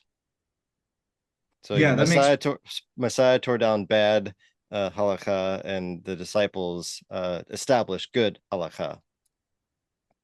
I mean, spot on as far as I can tell. That seems absolutely correct. I think it's just difficult lexically because of the Right. precision of similarity between the Mm. terms. It's like, oh, well, they're the same terms, so how do you justify um, the differences of meaning? And this is where the logic comes in. This is where you have to get into the realm of, well, you know, he seems to be saying this here, and so therefore, when he uses these terms here, that the meaning is constrained. But I Yeah. think that Oh, go I ahead. think that's, I just think that that's makes sense. That's plausible. I also do want to quickly note before we get going on, is that we're running out of time again. Yes. The just a quick note before yeah. The the reason why we can say this is that from the context of Ephesians 2:15, the law that's consisted in commandments, uh, precepts, and ordinances in Ephesians 2:15 leads to hostility between Jews and Greeks, the Right. uncircumcised and the circumcised. Whereas the halakha that Paul is talking about that faithfulness establishes is actually uniting the Right. uncircumcised and the circumcised through faithfulness. So, we have one that's torn down because it's creating hostility, and we have one that's established because it's creating unity. Right. And So, that fits in with Galatians, where the one law is not of faith, but the commandments of the law of God is of faith. mhm, yep. All right, so yeah, I think that that's very helpful to me. I think that actually not only does it make sense, it strikes me as absolutely correct.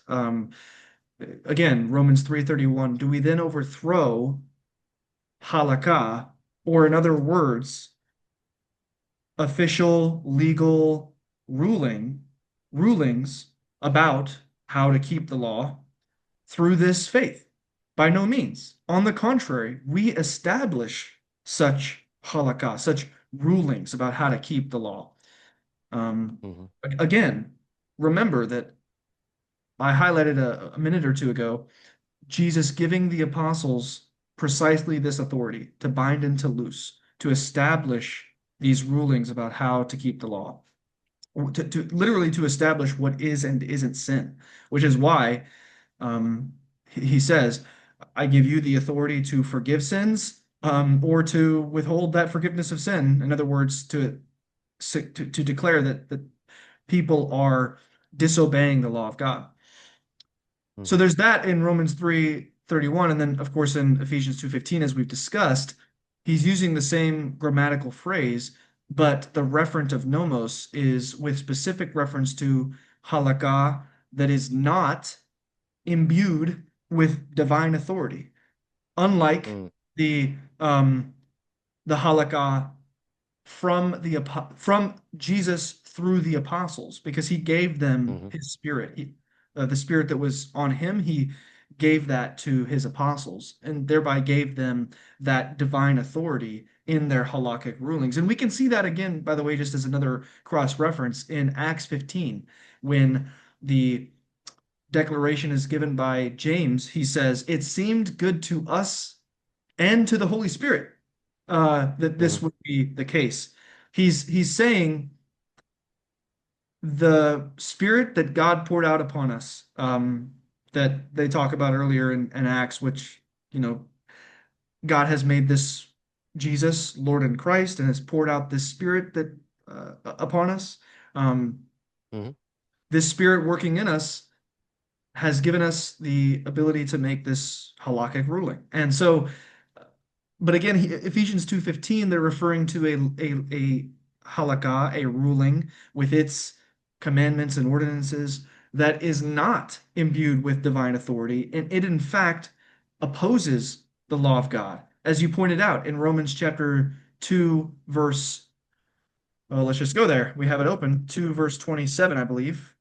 Yeah, the physically uncircumcised person who keeps the law of God, that is, will judge you, who through your written code and circumcision, your law, your nomos, that is Hmm. based on halakhic rulings that aren't uh, right, through that halakha, essentially, you're transgressing the law of God. So yeah, I mean Hmm. that seems quite powerful and conclusive to me. Well, and some of that thinking is actually new to me. And thanks for pointing out the verbal equivalency between Romans 3:31 and Ephesians 2:15. That wasn't even on my radar before you pointed that out. Yeah, but I mean, I'm not fluent in Greek, Jared, so I can't have anything useful to say about Greek, right? Um, yeah. No, you're welcome, and thank you for helping me to see the concept of halakha in Romans 3:31, because to be honest, in my journey so far, when it comes to the issue of the law of God, I've had a tendency to be kind of myopic and view it as like this simple, like there's the commandments of the law of Moses and nothing else matters. And it's like, Mm, well, y yes, in principle, like the commandments of the law of God delivered through Moses are the things that matter. Obedience to the commandments of the law of God is what matters, right? First Corinthians 7:19. But what I've been neglecting, I think, is this thing we just talked about for 5 minutes, which is, look, God gave the apostles the authority by the power of the Spirit through Jesus, the right to establish halakhic rulings about what it means and doesn't mean to be obedient to the commandments of the law of Moses. Hmm. Like that's just as equally important a part of the picture as the commandments of the law of Moses itself. So that's a really helpful this has been a really helpful part of the convo for me. Hmm.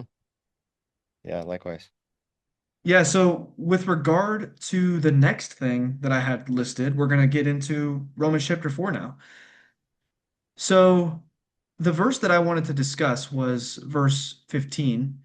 Of course, it's in the middle of a long discourse, so we're going to have to back up and we're going to have to get into the discourse. But what he says here is that the law, and again, it's articular here or arthros, the law brings wrath, but where there is no law, or where I'm not sure how to parse this out exactly in Greek, but it looks like it's an adverb here, where there is not law, not having law, neither is there transgression.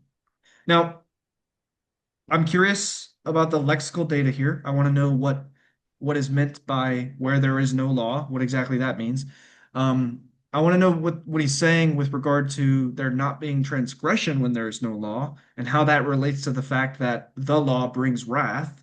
But before we get working on that, and I'm sure again we're going to have to back up to beginning of Romans 4 and work our way through this, but I just want to note something that we haven't talked about before, which is that in Romans 3:20, when Paul says, and if anyone is viewing right now, I'm going to presume knowledge that we've discussed before, which is that this translation's messed up. No human will be justified by before God by works of law.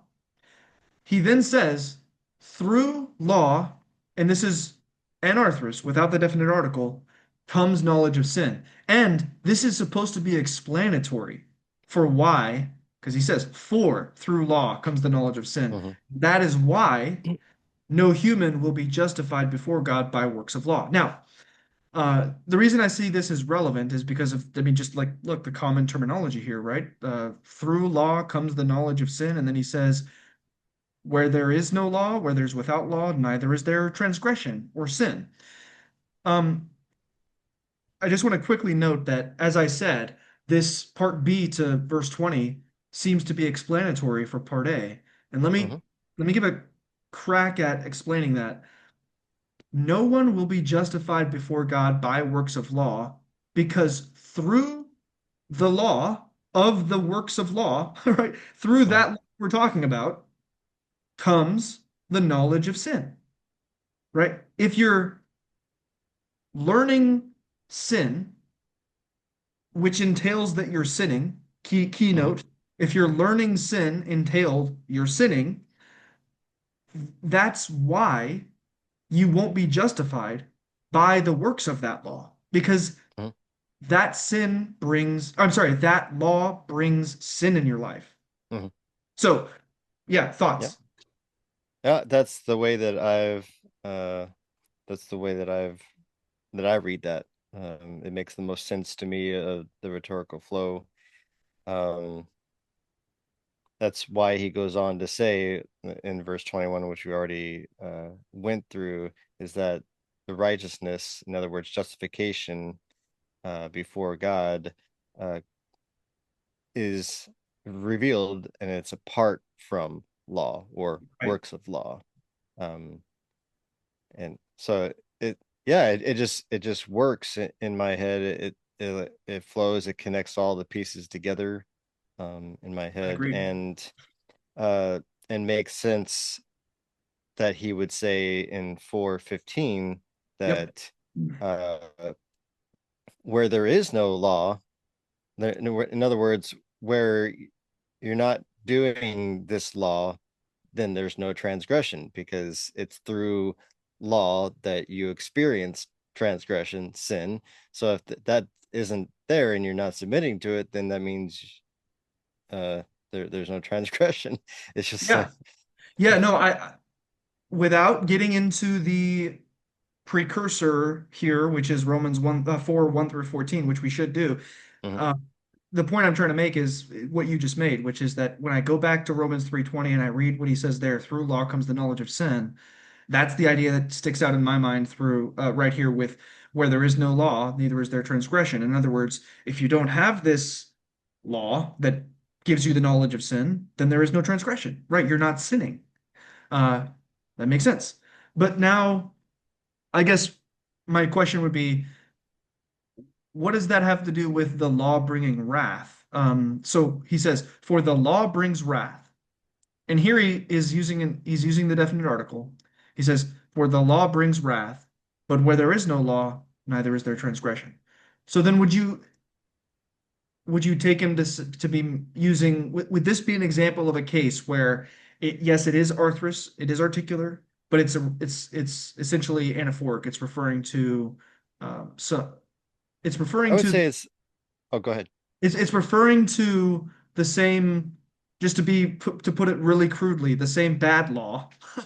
Um, and he's just also using the definite article. Yeah, first scroll up just a little bit so where you can see the previous verse before 15. Yeah, there you go. Um, I would say that the definite article there in verse 15 is an anaphoric use. And that's not odd because he does that in chapter 3, which we read through near the end. It says um uh that same faith. Right, Now this is a definite article, it's the um but we but the English, the rendering would make sense because he just mentioned through faith, or by faith, that the uncircumcised are justified and the circumcised are justified through that same faith. And so that's what we would call an anaphoric use of the definite article, similar to when we introduce in a narrative a certain thing, and then we want to refer to that thing, we would say that right, thing. We wouldn't say, uh, so it accused readers and on the fact that I'm not talking about a new thing, I'm talking about the thing I already talked about. Um, and so that's an anaphoric uh, reference. And so in verse 14, we have, for if it is the adherents of law who are to be the heirs, then right, faithfulness is null and the promise is void. For right, that law brings wrath. In other words, the reason why those who would follow law makes faithfulness and the promise void is because that law brings wrath. right. And to supplement your point in verse 14 there, where it's an anarthrous use of nomos, the adherence of law, it's the same in 13. He says, "For the promise that he would inherit the world did not come to Abraham or to his descendants through law, Mhm. but um, through the righteousness of faith." And I also do just want to point out that that same preposition that you highlighted earlier in Right. Romans 2, what, 27, 27. Yeah.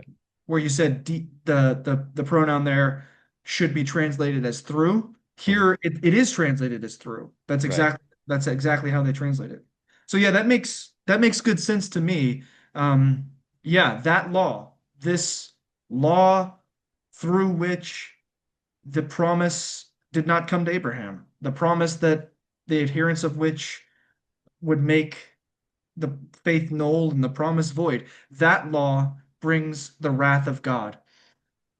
And notice this notion of bringing the wrath. Remember, all the Mhm. way, wrap our mind all the way back to Romans 1:18, where it says, "Ungodliness, the wrath of God is revealed from heaven against all ungodliness and those who suppress the truth and obey injustice." And remember, Romans chapter 2, verses 6 and following, where those who obey not the truth are subject to the wrath and fury of God. Mhm. And where we've highlighted in Romans 2:12 and following that the one who boasts in and relies on this this other law, this bad law that we're highlighting here, um, they are transgressing the law of God. And that's exactly how you bring the wrath of God, is by transgressing the law of God. So So, this law brings the wrath of God because through it you're transgressing the law of God, which, by the way, is literally exactly what Paul said in Romans 2:23. mhm. You who boast in law, do you dishonor God by transgressing the law of God? Right, go ahead.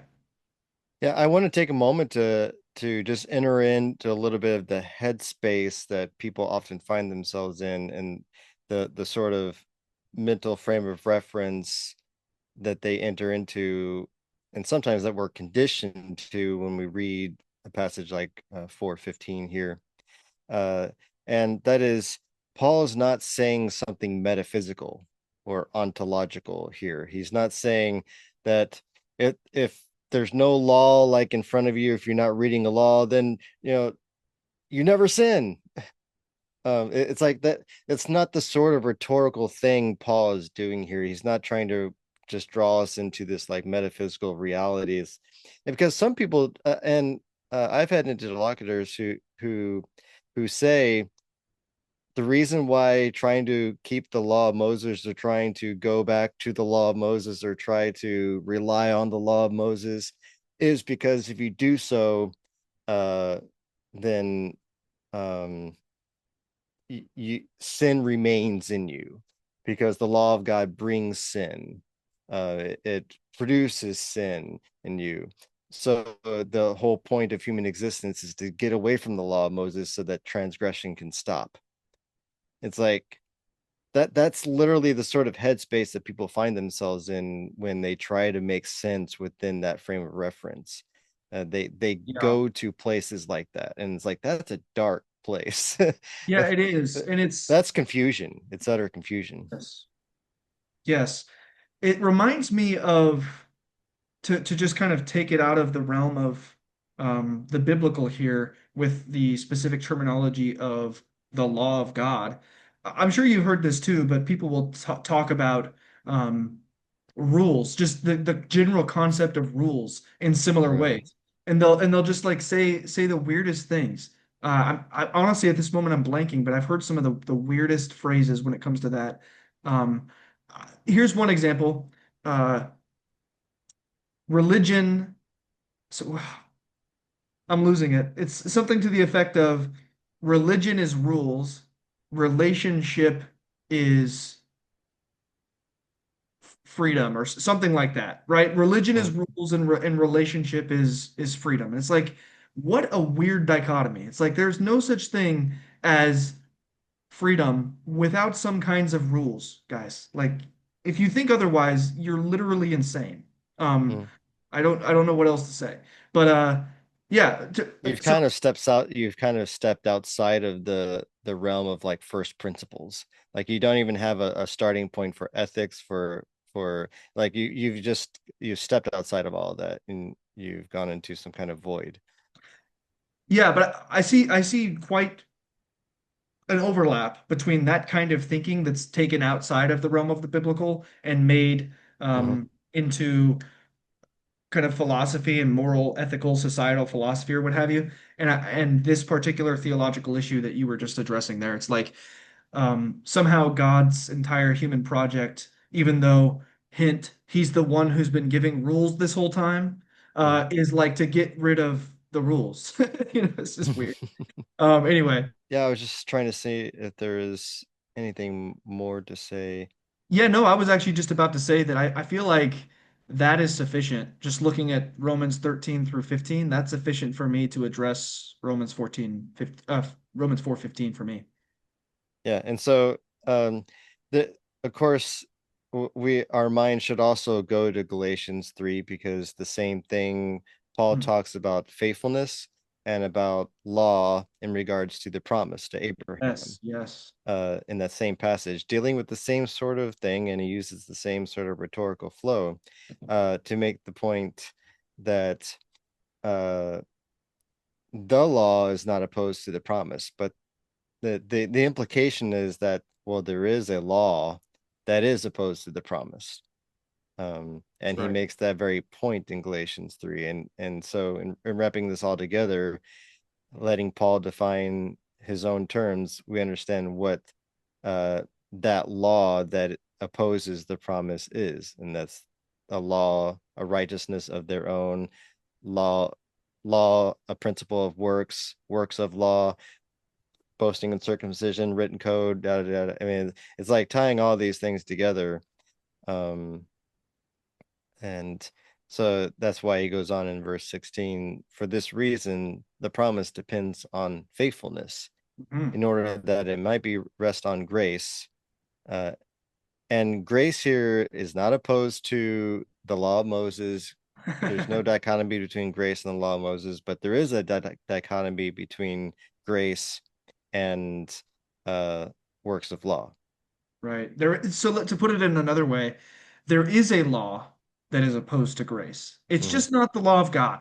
Hmm. And that makes a lot of sense because how could the law of God, can you please get that in your head? The law of God be opposed to the grace of God. Hmm. Right? In fact, um Jesus, sorry, not Jesus. In the Gospel of John, it says, well, let me get there real quick. John 1, what is it? 18 18-ish. Yeah. or Uh, 17. 17. The law indeed was given through Moses. Grace and truth came through Jesus Christ. I'm surprised they don't have. There's there is actually a There's supposed to be a but. yeah. In other words, that we're John was obviously meant to portray a dichotomy Yeah, right. between the law that came through Moses and the grace and truth that comes through Jesus Christ. They're opposed to one another. It's obvious. But what I want to point out is the similarity. Do y'all remember when we were reading in Romans chapter 1 when Paul said that the righteousness of God was revealed from faith to faith or from faith for faith or however Mm, exactly you want to translate that. But it's like from beginning to end, faithfulness. Well, look, right here in John 1:16, he says, "From his fullness we have all received grace upon grace," mhm, or literally, grace in place of grace. So when he goes on and he says, "The law indeed was given through Moses, grace and truth came through Jesus Christ," he is explicitly saying that the law was the grace of God. And we have yet another confirmation of that when we turn to Titus 2:11, because mhm, in Titus 2:11, Paul says, "The grace of God has appeared, bringing salvation to all, training us to renounce impiety, worldly passions, in the present age to live lives that are self-controlled, upright, godly." Right? All of this being defined, of course, by the law of God itself, because it is the law of God which teaches us. The word in the Hebrew Bible for law is actually Torah, which mhm, can be just as equally as law translated as instruction or teaching. So the law of God is the grace of God, which teaches us. It's not at all opposed to the grace of God. But to wrap around to the point, there is a law that is opposed to grace. It's just not the law of God. It's the law of men. It's this tradition of men, which, of course, raises the dialectic and rhetoric of Messiah himself all throughout the Gospels when he is in argument with various Jewish sects about their law, their dogmas, their commandments, their ordinances. And that's his point there is you guys are dishonoring God's law, breaking the commandments of God's law, nullifying God's law by your traditions, by your dogmas, right? Your doctrines, your precepts. You're setting aside the law of God in favor of your own. So I see a lot of coherence there with what's going on once we have properly understood it in Romans and Galatians and exactly what is going on in Jesus's own ministry in the Gospels. mhm.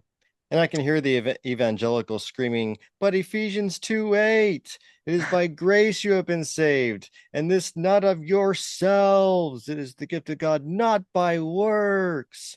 Um, and yeah, so it's uh I love pointing out that I love saying, well, I would say it succinctly that um it's a gift of God to especially to the Gentile that salvation is given by grace through faithfulness. We had to read the entire phrase. It is by grace you are saved through faithfulness. That's right. This is a gift because What's the alternative? Man-made tradition doctrines that place heavy burdens on you that are impossible to bear, and the people you even give those burdens won't lift a finger to help you. They themselves are not entering the kingdom. So that's why salvation by grace through faithfulness is a gift. And that's why it's not of works, because it's not through man-made traditions that place heavy burdens on you. Rather, it's through the freedom of Christ who teaches you how to obey the law of Moses and attain righteousness. Yes, and I want to make a larger point after the points you just made, which are absolutely uh, crucial and obviously correct, I think. But I think a larger point that is often neglected here, and people like our friends Spencer and Joshua, if they watch this, I hope that they're going to appreciate this because it's kind of a more like narrative point. But look, let's put this into the story of the Bible, guys. Like, what did Paul say? What was Paul's reasoning for why God will justify the circumcised on the ground of faith and the uncircumcised on the ground of faith? Do we remember? I do. Because God is one. Mm, That's why. And so here's the thing, guys. If you are not justified by the grace of God through faithfulness, that is obedience to the commandments of the law of God that has himself spoken, then you are under the domain of false gods. mhm, Like, and this is a point that Paul makes elsewhere in Ephesians and Colossians. By not being subject to God, by not being subject to the law of God itself, you are enslaved to other gods. So, like, literally not um, submitting to the law that our God has revealed is to worship. It is to subject oneself to the slavery to false mhm. gods. Yep. And our minds should be reading Colossians 2, Galatians 4, referring to elemental principles of the world. When Exactly. you Yeah. follow man-made traditions and doctrines, you submit yourself to elemental principles of the world, the patterns of the world. But Paul says, be not conformed to the pattern of the world, but be transformed by the renewing of your mind. Um, all this happens through knowledge of God, which is attained through um, following his way. You That's right. can't know somebody if you don't follow them, if you don't walk in their way. Um, so, Yeah, that's right. That's right. And um, the way that I've liked to put this recently because people, I don't think, quite appreciate how important it is that we get the issue of the commandments of God versus the traditions of men correct. Look, to me, it is an issue of, as I just said a moment ago, either being in the kingdom of God, in the domain of God, and in fellowship and in friendship and even in service to Him, or in slavery to false gods. Look, not obeying the commandments of God and replacing them with or bringing alongside that commandment some man-made traditions that don't themselves originate from the law of God or the Spirit of God helping you to understand the law of God and apply it correctly and so on, to fulfill it, as Jesus says in Matthew 5:17. That is a violation of the very first commandment. mm, Right? You shall have no other gods before me. What does that mean? That means, as God told Abraham in Genesis 17:1, walk before me mm, and be blameless. In other words, obey my commandments. Well, if you're adding to God's commandments, the commandments and dogmas and ordinances and traditions of men, then you're worshiping another God alongside God. And he said, mhm, don't do that.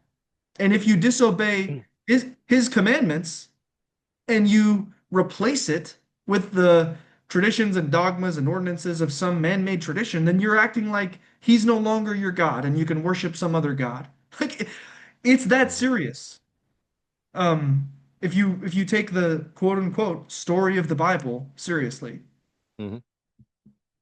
All right, I think that that is good for Ephesians 4. What do you think?